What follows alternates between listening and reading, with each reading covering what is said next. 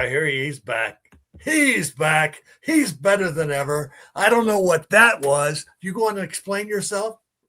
Hey, technical difficulties. I'll say technical difficulties for sure. All of a sudden, it's out of nowhere. The web refreshed and everything. But glad to be back in here, of course. So thanks for having me here. Really appreciate it, Dale.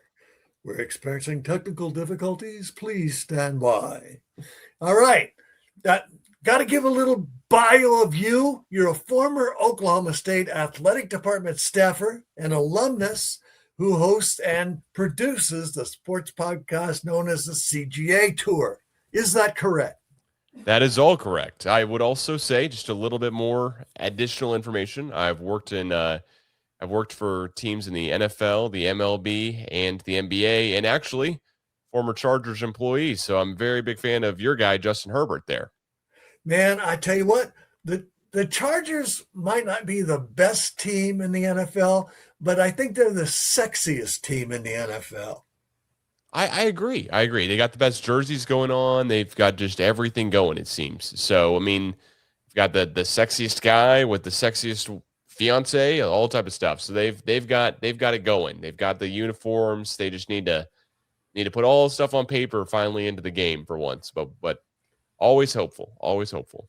Yeah, it looks like they got a little better situation on the offensive line, and Justin is healthy, and he's got some receivers now, and I think it's great. I think it's great for a guy when he finds the thing that grounds him. And looking at their relationship, it doesn't look like one of those celebrity deals. It looks like a true, authentic, devoted to each other kind of situation. Yeah, we couldn't agree more. So, from 70,000 feet away, looks great. Good luck for them. Absolutely. I think it helps too to have Mike McDaniel to run the offense. I think it'll put some gas in the tank for the Chargers. Yeah, he looks very excited. All the social media clips show that he's extremely excited about everything going on. So I am very excited as a Chargers fan and former employee of how the season could go. Well, I'm going to have to put a little more respect on your name, knowing you have all those things in your background. Cal, you're just back from a vacation. You went on a cruise? I did. Yeah, I did. It was a lot of fun with my family. I went on a cruise to Alaska. So fortunately, I did not fall off the cruise ship, and I'm still here, Dale. Ready to record a podcast with you talking about Oklahoma State. Well, we'll get to it. That's my cue to start getting serious and stop asking personal questions. Cal, I look at this Cowboy team, and I think any Oregon fans who have marked this down on their refrigerator schedule as a breather, as an automatic W, I think they're a little nuts, because I look at this Cowboy team and they are incredibly improved. They are. I don't know of another 1-11 team that gets AP top 25 votes the next year, except for this Oklahoma State Cowboys team. And granted, votes, whatever, preseason, whatever. But I will say, if you haven't been to Stillwater, Oklahoma before for a game, it is very tight sidelines. It's one of Tom Herman, a former Texas guy's least favorite places to play ever. It has caused mass annoyance from, it seems like, every other fan base from a stadium to play in. Now, am I saying it's anywhere near Autzen? Honestly, I don't know. I haven't been to Autzen, so I'm not going to compare it that much. But I would say it is a loud stadium. I mean, seats, 50 to 55,000 fans. So it's not 110 or anything like that, like Ohio State or Michigan. But with all that being said, the fans are on top of the players on the sidelines. There's no room basically for the players to even scoot back against the wall without maybe getting in the head by a paddle. We're known for our paddle people there slamming against the wall. And then this team brings in a bunch of guys this year and a whole new offensive system that you would figure translates pretty well because they were doing the same offensive and defensive system last year. And you bring in 20 plus guys from 3 hours south of Stillwater and North Texas. Kind of got to figure that this team will be a lot better than last year. Now, whether that's a competitive matchup against Oregon or a close matchup against Oregon or possibly, I don't know, somehow an underdog upset, I think a lot of that is TBD. But for right now, I'm licking my chops. It looks like a great season. Looks like one that we can really be excited about as Oklahoma State fans for the first time in now a couple years. It feels like, Cal, that Eric Morris has brought a new energy to the program. Totally agree. He is.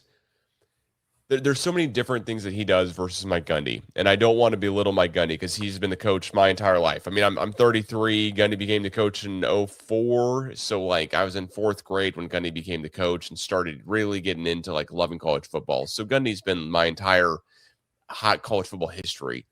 But Eric Morris does so many things differently that I'm a huge fan of, especially in this NIL era. One, he doesn't call players by their numbers in every single interview. It just is a weird quirk that Gundy did. He'd go, yeah, that number 2 over there looks pretty darn good. And I'm like, Mason Rudolph, yeah, he looks pretty good, but he's on the cover of Sports Illustrated. I think we can say his name.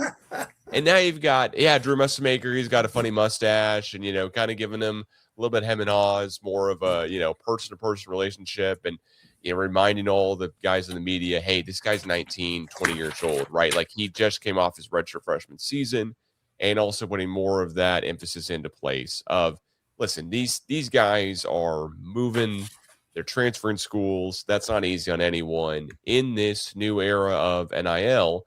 Hey, you're getting paid, whatever. You're getting paid, and reports are Drew Messmaker's getting paid more per year than the head coach. So, oh no, boo-hoos, go out of the way. But at the same point, I think the head coach he knows enough about how player personnel is. He's coached enough different quarterbacks and enough guys over years where he's given a better insight of, hey, this guy, you know what? He still is changing how his life works by moving to Stillwater. And a bunch of these other guys are moving all with him, and it should be pretty simple and easy, but they didn't win the conference last year. Yeah, North Texas didn't win the conference. So we might have the guy who threw for the most amount of passing yards on our team, this year. We might have the guy who rushed for the most amount of touchdowns on our team this year in college football.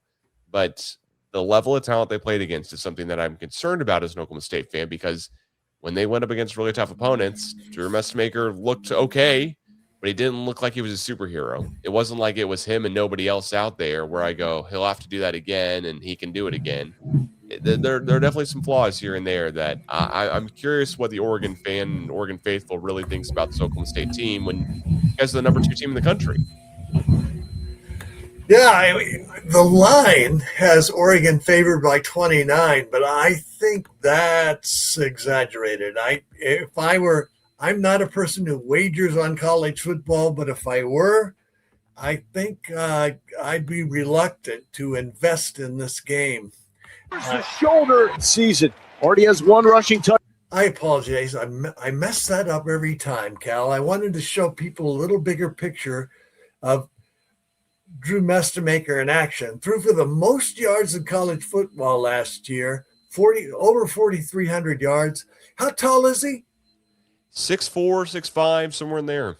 I mean, he's NFL size guy, but the weirdest story ever is that he was a punter on his high school football team his senior year. He was not a quarterback, playing varsity football in Texas. And now, granted, he had some reps. He definitely was on the practice team, and he definitely was getting a ton of options to throw the ball around there in practice, and is clearly very, very good player. But this will be his second year full-time playing quarterback at any level, really including high school. That's wild. Well, this Oregon defensive line, which returns all 4 starters and all of them with NFL grades, will test him. Yeah, they'll give him a challenge for sure. I'm hoping that the continuation that we have here with Ashton Lepo, Jacob Sexton, Jacoby Sanders, really, really helps out a ton, because at least there's his fellow guys who were offensive linemen last year that'll be able to, more or less just help him with the continuity of playing offensive line. He knows where the guys are going to be. He knows when a guy's getting bull rushed. He knows when a guy is, really just sucking it up one day and just doing everything he can, but not winning the battles of what he can do on that offensive end and what he can do stepping up in the pocket and moving around and scrambling. The things about the Eric Morris offense, though, it's a quick offense. I mean, just kind of like, I'd say like the Mike Leach offense of old. That's who Eric Morris looks up to and who he learned from. It is a very quick passing offense. We're going to get the ball out real quickly to guys in space. There's not going to be a lot of timing issues where plays take a lot of time to develop where that defense could get to the quarterback. Not saying they won't. I'm just saying this offense is not set up an ability where we need a lot of pass protection or we need a lot of run protection multiple seconds into the snap count. Cal, Leach's offense used to drive the Ducks crazy when he was at Washington State. I remember a game where I don't know whether it was Luke Falk or Connor Holiday, but one of them threw for like 550 yards, and Nick Aliotti was livid after the game, the Oregon defensive coordinator, because they just kept throwing. They were down by 4 touchdowns or 5 touchdowns, and they just kept throwing. All those crossing routes puts a lot of stress on Oregon's revamped linebacker group. Yeah, we have a bunch of running backs and a bunch of wide receivers that we're really, really excited about that will also help Drew Messmaker out in the passing game and help this offense be really high powered. I think there's a lot of games we're going to have to outscore our opponents to win the games. I don't want to knock our defense too much, though, because I think our defense is getting better, and I think our defensive coordinator, who's 30, is a brilliant-minded guy. But we have Wyatt Young, who is one of the best receivers in college football last year. We also have Justin Bowick and Chris Barnes, who are transferring in from Power 4 schools. Granted, Bowick's transferring in from Illinois, and Barnes is transferring from, I believe, Wake Forest. Wake Forest or Purdue. That they always run together in my head because they're the same kind of gold colors there. But we've got guys who are transferring in who are 1,000+ yard receivers last year at their schools, and they're different size guys. They should be able to play differently. We should have depth. That's one thing that over the past 2 seasons, we ran out of depth. I mean, at quarterback last year, we were playing a wide receiver for 5 games, a guy who converted over. Against Oregon, we were not playing our starting quarterback who started our first game of the season, and we were playing the backup who, of course, did not look great, gave up 14 points just to the defense. So our defense gave up 55 against you guys, and our offense gave up another 14. Which is just beside the point, and that 69-3 loss that I will unfortunately remember for maybe way too long. But that all led to this point where we have this loaded team that has a lot of guys coming in on the offensive side of the ball. We've got Caleb Hawkins. He led the nation last year in running backs, total touchdowns, which, could be an inflated stat, but I'm gonna be proud of it because there's not a lot of things that last year I can be proud of as an Oklahoma State fan, except for one win over University of Tennessee Martin. And it's This September will become 2 years since we've won an FBS game. We've won an FCS game last year, but not an FBS game since we beat Arkansas in 2024. So this will be a really exciting year for the Cowboys and see how Eric Morris does. But I wouldn't say I'm like overly optimistic and think we're going to the conference championship or anything crazy like that. I do think there's a good chance we go 8-4, and this Oregon team is able to look back and go, hey, you know what? That Oklahoma State team that we beat by 21 or 17, I think it'll be somewhere in there, was pretty good. Now, I also think that's because Oregon is also that good. But I think at the end of the season, the Ducks fans will look back on their trip to Stillwater and go, yeah, actually, that was a good test here in the second week of the season. It wasn't that easy of a win. I'm thinking the same way about the game, Cal. And another way it sets up for the Ducks is it's a great test to have before you go to USC on September 28th. A team that throws the ball a lot and throws the ball well, has some good receivers and a good running game. Caleb Hawkins, 6'0", 219. He's got good size, rushed for over 1,400 yards last year with 29 touchdowns, the most in college football. I mean, that's insane. They've got a wide receiver in Bowick who's 6'5" with a 4.3 40. That's insane. And then they have Wyatt Young, who's 6'0", 199, had caught 70 balls last year for over 1,200 yards. So that's a pretty good 3-headed monster to have in your offense. So they'll test the Ducks, and if the Ducks are a little bit sloppy or a little bit not quite gelled yet, playing a road game in the second game of the season is a courageous thing to do in college football. It is. I give Oregon a ton of credit and a ton of respect to coming to Stillwater and playing this non-conference matchup. As we see Texas Tech is out here trying to schedule a non-conference matchup with somebody. Will somebody answer the phone call? I mean, they should try to call Notre Dame. That'd probably be one they don't That'd be want to fun. call. And it's probably a call they don't want to make, honestly, because they're trying to play USC and Mississippi State, which those are two different levels of programs than Notre Dame. But nonetheless, I really give the Ducks and the Cowboys a ton of credit for keeping this non-conference matchup when everyone's playing 9 conference games now, including the SEC finally. And you have a lot of other teams out there who are canceling them. I mean, just right and left, just going, yeah, why would we play that extra non-conference game where we could lose? But I gave Oregon a ton of credit for keeping the game and going, yeah, we're still going to come to Stillwater, and Oklahoma State going, yeah, we're still going to go to Eugene. All the way until last year and this year, because of course, Oklahoma State fans were probably not expecting Oregon to be the number 2 team in the country when that matchup came around in our heads, 6-7 years ago, whenever it was scheduled. But we could have been in a better spot. We could have set it up better. Could have, should have, would have. I wish this was 2 top 5 teams going at it, but it's always fun to have the number 2 team in the nation come to your home field and see what you can do against them. I mean, if this is an Oklahoma State team and an Eric Morris coaching staff that's going to be one of the best in the Big 12 in 5 years, this will be a really, really good indication of how that goes. It wasn't that very long ago that Oklahoma State was a top 25 and occasionally top 10 team. When this game was scheduled, they were a top 25 team.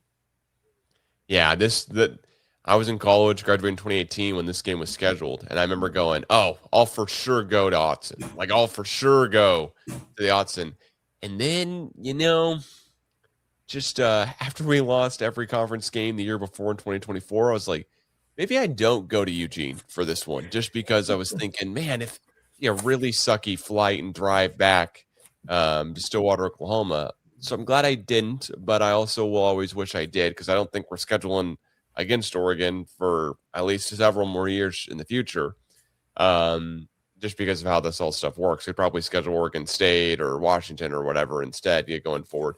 But just to see a new team in a different part of the country again for the players. But man, I'm excited about the matchup. I think it'll be fun. I don't think it'll be an easy win for Oregon necessarily. I don't think it'll be. I don't think Oklahoma State will contend that well either. I think this will be something where it's a backdoor cover on that spread, where we're seeing Oklahoma State maybe down, 31 or 32 in the fourth quarter, and then gets a couple more points here, where all of a sudden this ends up being 42-21 or 42-28 instead of just 42-17 or something that would cover it. Sorry for the math majors out there. That's not my skill set, but I think we'll get a couple touchdowns or a couple points late here to where we cover the spread. As classic Oklahoma State fans know, it's one thing we can do well is used to be able to cover the spread, but I don't think this will be a really tightly contested matchup. I think it's also being set up that way. I mean, it's 9 a.m. Pacific, 11 a.m. Central Time. It's not a night game or anything like that where it's going to draw all the eyes. And you know what? I'm excited at the end of the day to see what the uniform matchup will be, and excited to see how the Cowboys will look in a full stadium. And the first home game of the new Eric Morris coaching staff era will be this game. So it should be a lot of fun. Well, I'm excited to see it. It's got to be great to have the optimism return, and just have people excited about things again. It really is. Eric Morris, every time he talks to the media or anyone really in any interview, he's very appreciative. He's very open about his move to Stillwater and how first couple weeks, I was the guy there with the mattress and case of water. And then I was in the office every single day before the kids and the wife moved up from Texas.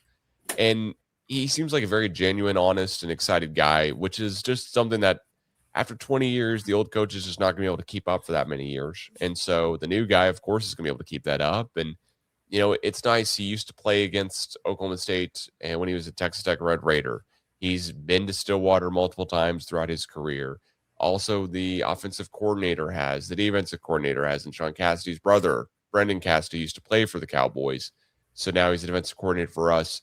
And there's just so many other storylines that I've learned this offseason about how Eric Morris deals with stuff. And I know it's a lot of probably just hey, we're going to put out all the good news we can, all the good stuff we can while the optimism is here. But this is the time to gobble it up. I mean, I can be really annoyed about reading about Eric Morris being the greatest guy ever after the Cowboys lose, because then it's definitely a PR stunt.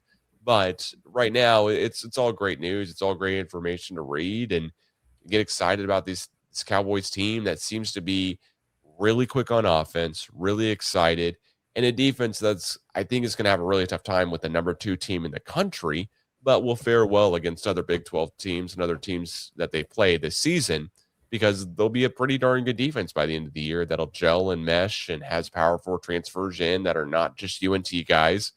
But when you look at the all 22, there's only 2 guys returning this year from last year's team, and they're 2 defensive guys, maybe 3 in them on Oates, and that is always going to make me nervous as a Cowboys fan, because I'm so used to continuity every single year with the coaching staff, with the players, with this is what the quarterback's going to be. And last year we didn't have the continuity with the quarterback, and this year we definitely don't. But we at least have seen a lot of game tape on this guy. And last year when the season started, it was 2 quarterbacks who had played in college football games. Granted, one had played a couple snaps, and the other one never played a snap in college football. This year, we've got a guy who led the nation in passing. So I'm really excited to see how this team does. And it's very, very optimistic on this team this year, and having a 7+ wins over last year sounds doable, especially considering our schedule. Do you see a scenario, maybe, Cal, where, the offense got firepower, the defense maybe comes along and you contend in the Big 12? I think so. I think that's probably a little bit of putting the cart before the horse. I think a lot of Big 12 teams this year will finish in that range of like 9-3 to 7-5.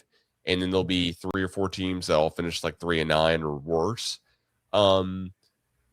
I just think there's a lot of room for improvement in this team and a lot of expectations, but I also think we have a fairly easy schedule when it comes down to it. We get to play Colorado, who I just don't think is going to be that good this year. We get to play Kansas, who I also don't think is going to be that good. Iowa State, another team there, I don't think that's going to be that good. West Virginia, I'm very skeptical on them as well too. So that's 4 teams right there that I'm already going, yeah, I think we got a good shot at winning. And then it comes down to some games that are going to be 50-50 for the Cowboys, like going to Kansas State with their returning quarterback and Avery Johnson and new head coach Colin Klein. I don't know, 50-50. I think it's at least a toss-up. We do play Texas Tech, and we do play we do play Oregon, of course. We do play Texas Tech. We do play Houston at Houston, who I think will be pretty good. And those are 3 teams right there that I'm going, yeah, I can almost just pencil in the loss. But then the rest of it's like, hey, you know what? We got a good chance at least making some noise. Contending might be a little bit of a stretch, and I know I'm just using hyperbolic words and, kind of just synonyms for other words that all might mean the same thing. I just don't think we'll be one of the teams that's fighting for a Big 12 championship spot. I think we'll be one of the teams that's knocking maybe Houston out of being able to play, and so that'll make it definitely BYU versus Houston, for example, or we'll knock BYU out of it, or something through some tiebreaker rule, or we'll somehow upset Texas Tech at home. Who knows? But I think more or less the Big 12 will not come down to us. We just may have a hand in making it not come down to somebody else, where we knock K-State out of it, or we knock, I don't know, maybe Houston out of it, or whatever in the Big 12 championship contest. As a fan of a team that's building, or writing about a team that's building, it's always more fun to write about a team in that situation that can air it out a little bit. It really is. The several different staff meetings that I'm able to be a part of with Eric Morris, the offense coordinator, because I'm also part-time middle school coach. So they have a coaches camp that I was able to go to. And all of the play styles and the schemes and everything are just getting guys open in space. And a lot of times it's schematically. It's not relying on just talent, which is something I didn't see last year or the year before from Mike Gundy coaching staff. And then from the kind of, I don't know what we want to say was coaching staff by the end of the year last year for Oklahoma State, because it was an interim head coach there and Todd Meacham. But it'll be a really exciting offense. Like, I could not say how excited I am. I remember watching So my mom's side, so you have to forgive me, Dale. My mom's side of the family are UCLA fans and all UCLA alums. So I have watched UCLA games forever and gone to the Rose Bowl for years. And it was always fun seeing UCLA versus Washington, Washington State with Mike Leach. Like those matchups were insane. And just the ability to air out the ball, but then also seeing Chip Kelly there with UCLA and seeing how dynamic that offense was. My dad used to work in Oregon, is one of the 4 states he was working for. So he'd go to Oregon Ducks games. He threw out the first pitch of the Oregon versus Oregon State game, many years ago now. But I was always watching like, hey, this Chip Kelly offense is just a ton of fun to watch with the dynamic spacing, with really quick plays, with really run up to the huddle, with really, really fast tempoed offense. And I think this team in Oklahoma State will be very similar in that. Now, they may not have anywhere close to the same success that Chip Kelly has had, and others, especially how quickly he had success there at Oregon and now has bounced around, of course. But with all that being said, I think this team has a lot of similarities to the Mike Leach and Chip Kelly days of old, where it'll be a really high-powered, really exciting offense that can air out the ball and have big plays and have really exciting highlights and have the coach cheering him on down the sidelines who's in his 40s and getting passionate and firing up the crowd and the fan base. I remember a game. It was one of those Pac-12 after dark games. UCLA versus Washington State. Chip Kelly versus Mike Leach. Dorian Thompson Robinson throws for about 400 yards and runs for 150. And I think it was UCLA came from way behind to win the game. Anyway, there was a big comeback in the second half. It was one of the most nuts college football games I'd ever watched. Really entertaining. Yeah, I remember that one as well. I think that was like 7 touchdowns or something scored in the fourth quarter alone. It was a ton of fun. I think this will be a team that has to play that kind of style to win games. But I'm excited to root for a team that has a really exciting offense for first time in a couple of years. This Oklahoma State team 3 years ago went to the Big 12 championship with a very, very odd team. That same team lost to South Alabama the same season at home, 7-33.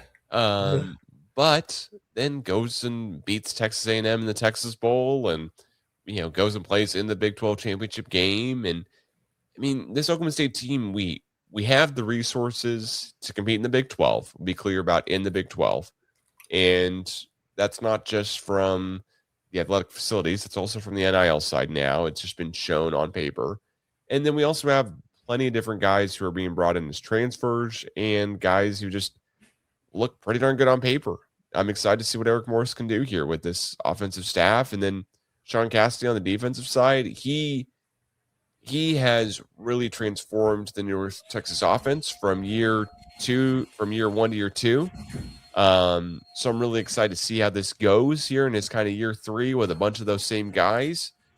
But I also think there's a good chance that this team has to do a lot of interceptions, fumbles, and that type of stuff to really stay in games. Because you look at North Texas' record last year, the games they lost badly. They were giving up 50-plus points. Yeah, that's painful. It's painful to stay in the stands when it's like that.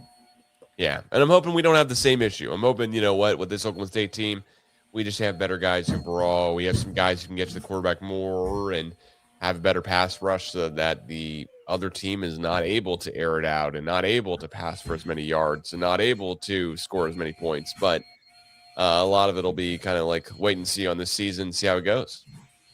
Well, that's a sneaky undercover operation you've got there, being a middle school coach and being able to get on the clinics and so on. But how is the access generally with Eric Morris? Do you guys get to see practice?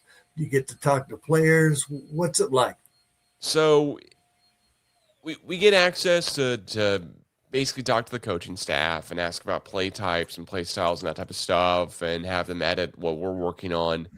But to be very realistic with you, there's a lot of, hey, let's see what this middle school team looks like here. And the coachings that I'm doing is much more of, okay, I'm an extra guy out here helping out who's an Oklahoma State fan who wants to go to the coaching camps and sit in with those. I'm not at all the guy who's designing anything. So you're undercover. I will say it's nice to be able to use that credential for a little bit more access than just the average podcaster who's a fan. Yeah. Because I get to a little bit be kind of at the OSU facility a little bit more. Now I will say I work for the university, but I do all their travel management, so I don't see what the players are going to or doing anything like that. I do the university side, but I am a diehard Oklahoma State fan for sure, and a diehard alum, and I mean, cannot say how much I really love the university and just a diehard Oklahoma State guy. Well, that's a great way to be. One of the premises of our show is there's more than one way to fan. There's some guys who dive into the X's and O's and know the four deep. There are other people who just like to go to the tailgate and hang out and feel good about being a part of the program and a part of its history and color and tradition. And all of those ways are valid.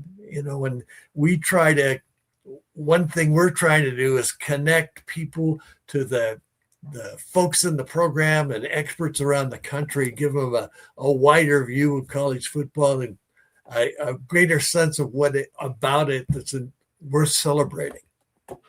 I think that's a great idea because there's so much of the fandom that I have for my university that is also connecting me with others that are big fans that are also Oregon Duck fans from my time working for the San Diego Padres. Don't know how many different Oregon Ducks alums I worked with who were huge fans of their team, and we'd all get together and watch college football and unite over watching college football. That's all that we need to have in common is we were big football fans, and big fans of our schools.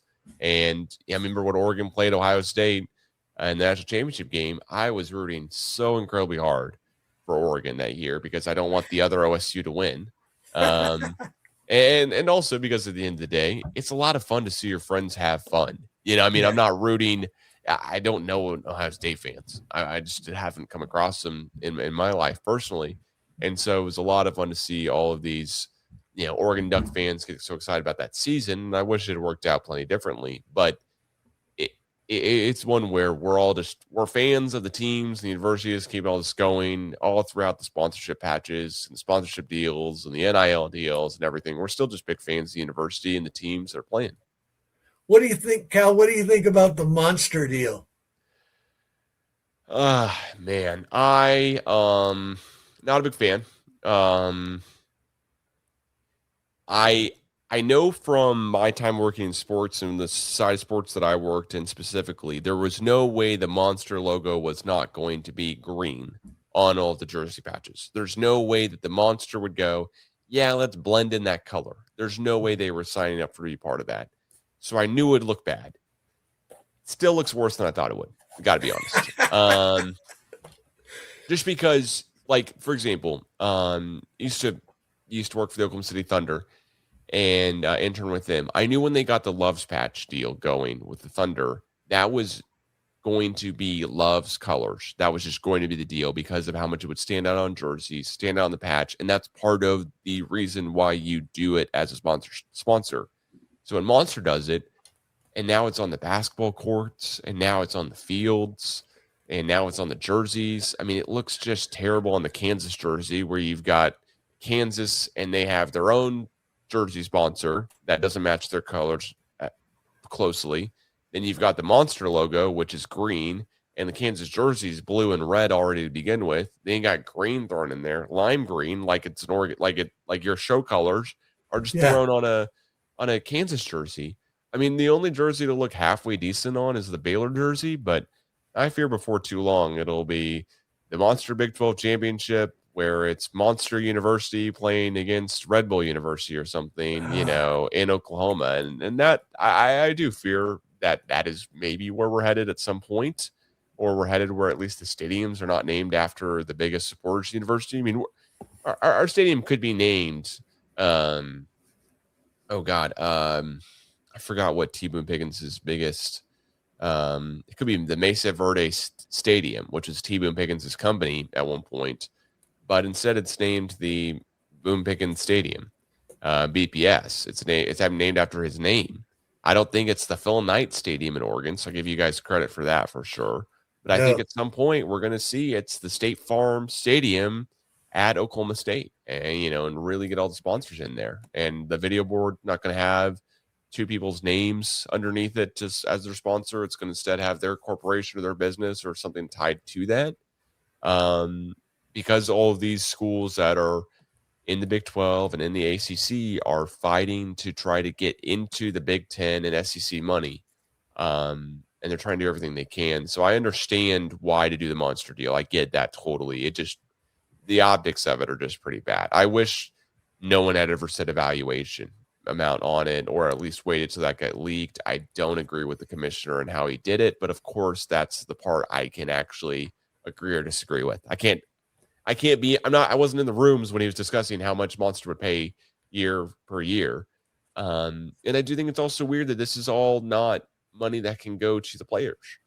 This is not money that can go to NIL, to transfer portal, to whatever. This is money that goes basically to staff and equipment and upgrades and facilities. So now we get $1 million extra a year as a university for stuff. Like, we won't see, you and I, will not know, oh, that got us the ability to go sign Drew Mestemaker, or, oh, we were paying him $3 million a year. Maybe some of that money went there. It won't. Instead, it'll go, hey, maybe that was the upgrade for the football stadium or the baseball stadium or softball or whatever, when a lot of Oklahoma State facilities are already really good comparatively to the Big 12. I'm not sure about how to compare it to the Big 10, but really weird. Really weird. Not a huge fan.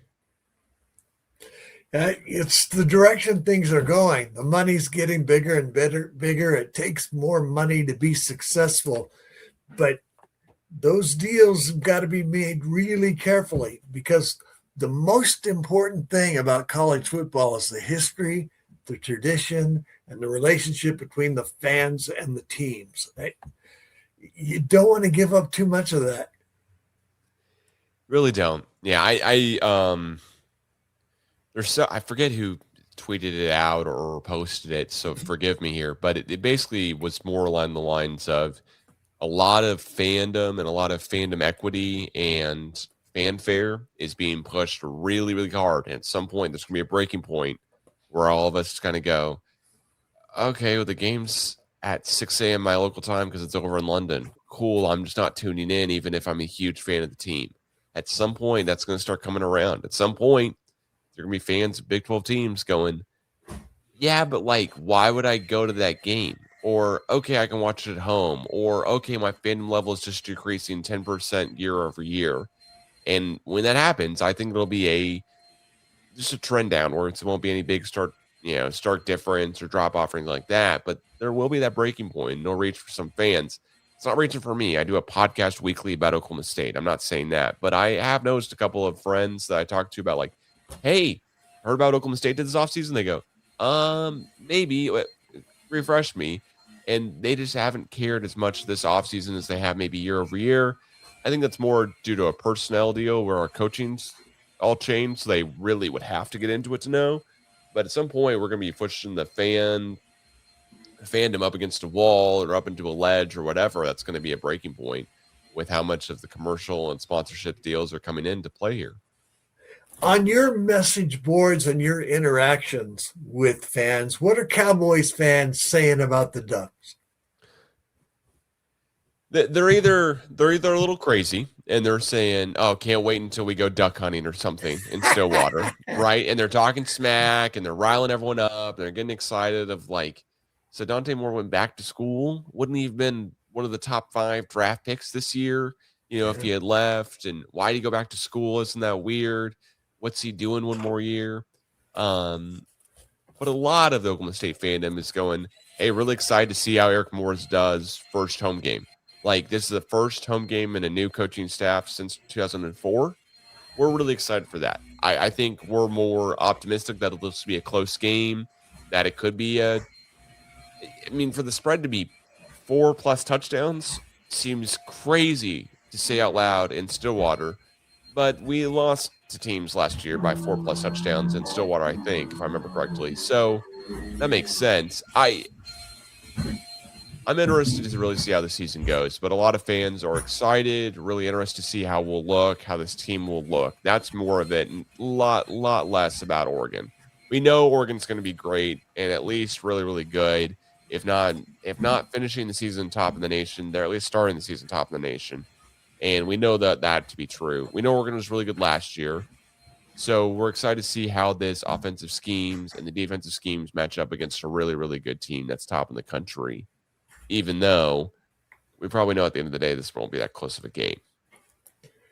I always think as a fan, it's your job to be optimistic in August, to believe, to be Ted Lasso pointing at that sign, believe, with the willingness to adjust your expectations later based on injuries or bad breaks or games that don't go your way. Right now, the talk around Oregon is natty or bust. This is the year, which is pretty hyperbolic, to use a word you used earlier. But I think that's where you need to be as a fan before the season starts. And yeah, once it starts, you have to be an adult.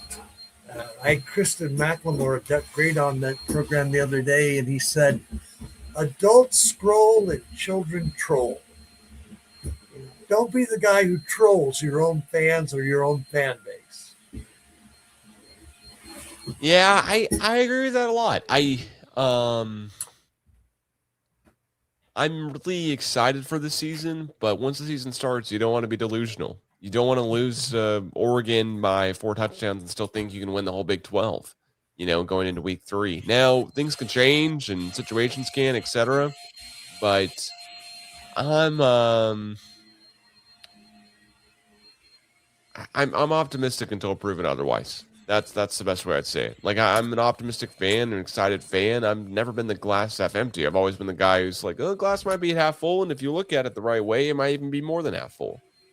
Trying to hype it up, get excited about it, because this is sports. Like, this is what we can be excited and have a lot of fun talking about. This isn't politics. This isn't religion. This isn't anything else. We're all excited to see these guys that come from so many different backgrounds play against guys in different colored jerseys. The best thing I could ever say is that most of the guys who play for Oklahoma State are not from Oklahoma. I wish they were, but they're not. And they're going to play against a bunch of other guys, even if they play OU, that are also not from Oklahoma, wearing just different colored jerseys. And I'm wearing this jersey because I'm a fan of this team, and I'm excited about this team. And that's the best part about it. It's like going to games with my dad, my youngest brother. Now my wife and I got season tickets this year. We're going to every home game. It's in the calendar. She's an Oklahoma State grad. That's where we met. Like, there are so many fond memories I have of going to games in Stillwater, being in Stillwater, Oklahoma, that it'd be amiss if I wasn't just excited for the season to get started and underway and see what happens. My heart will be in not the entire Oregon game, the entire Tulsa game the week before at Tulsa, etc. But that's because I love and support the team and care about it, which is all this is worth and all it's about. The relationships, the fan experience, being there with your wife and going back to maybe a couple of the restaurants where you guys used to go on dates. All of that stuff is a part of the fan experience, and you just got to treasure it. Exactly. I'm also curious to see how many Oregon fans will show up. I mean, what are Oregon fans saying about Oklahoma State? I'm worried about Oregon fans, because some of them, I think, are too complacent about, last year we beat these guys 69-3. But, it's a different year, different team, 50 new players, a new energy. You still got to play the game and execute. And I think it's really important for the Ducks to find their standard, right? Dan Manning has a thing that he does early in the season. I remember one year they were playing some tomato can team. It might have been an FCS team or whatever. And he pulled his guys over to the side when the other guys were having a drive, and he said, "Who are we playing today?" And all the players piped up and said, "The Ducks." Because really, in the early part of the season, that's what you're doing, right? You're trying to establish your standard and you're, becoming the best versions of yourself. And the opponent, Oklahoma State's a good team on the rise. Boise State has beaten the Ducks 3 times. The opponent doesn't matter. The point of being there is to play your best football and be prepared to play your best football in November and December and January. So, Oregon fans, I'm trying to wake them up. On social media the other day, I posted some stuff about Caleb Hawkins, about Drew Mestemaker, about Wyatt Young, and how this is a different team with a 6'5" receiver who runs a 4.3. Wake up, guys. We're favored, but this team will be a test, and they have an offense that looks a little bit like USC's. So respect them, take them seriously, and be ready to play football and get better. Yeah, the biggest difference for us as a team is last time we played Oregon, it was our quarterback's first collegiate start. That was Zane Flores' first collegiate start was at Oregon at Autzen Stadium. Yeah, he threw 2 pick sixes. Kind of to be expected against a team that finished top 5 in the country, right? I mean, all of that kind of wasn't expected as an Oklahoma State fans when I look back at it. I thought maybe we had a chance in that game, but of course we didn't. I mean, we beat UT Martin the week before 27-6. So, yeah, I was kind of head over heels excited because our backup QB, who I'd also not played a snap before in college football, came in and somehow willed us to victory.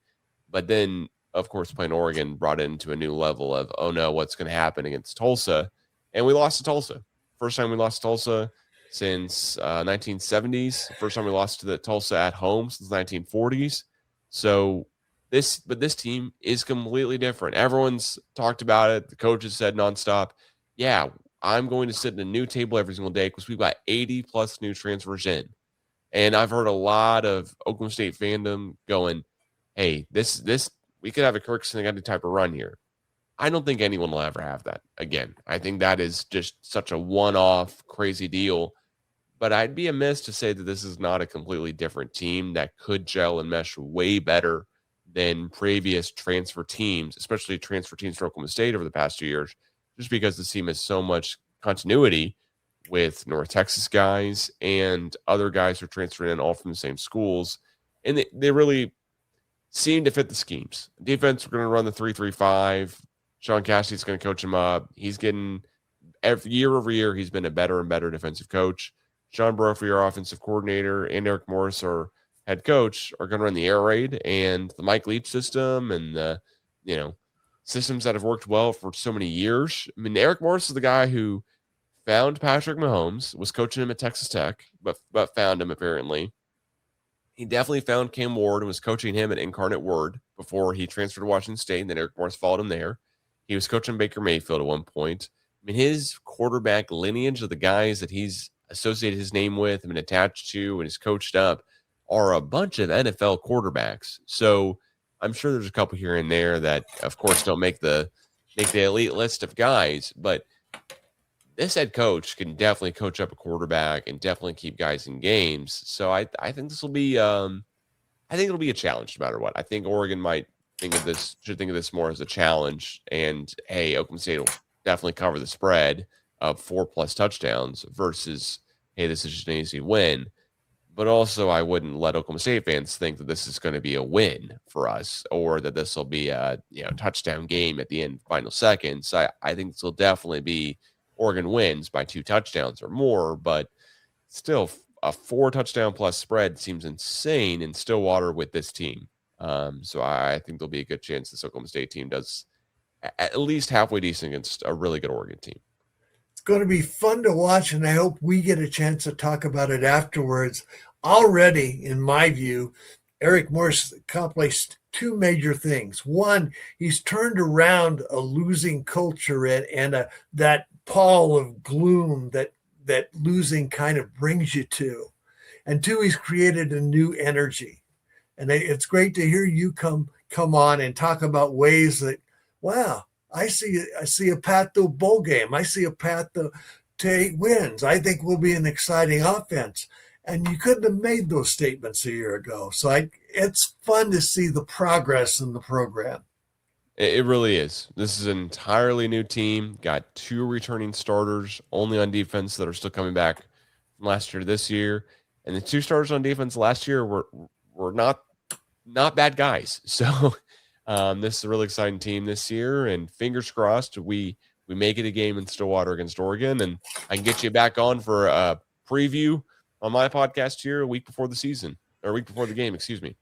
I'd love to do it anytime. You've got all my contact info, and anytime. I appreciate you coming on today, and enjoy the college football season. We only get one of them a year. We'll do. It seems like they're getting longer, which I'll be a fan of for a while, but I'm definitely excited about it. So thanks so much for having me on, Dale. Really appreciate it. Cal, take care. Thank you again. Of course. Thanks so much.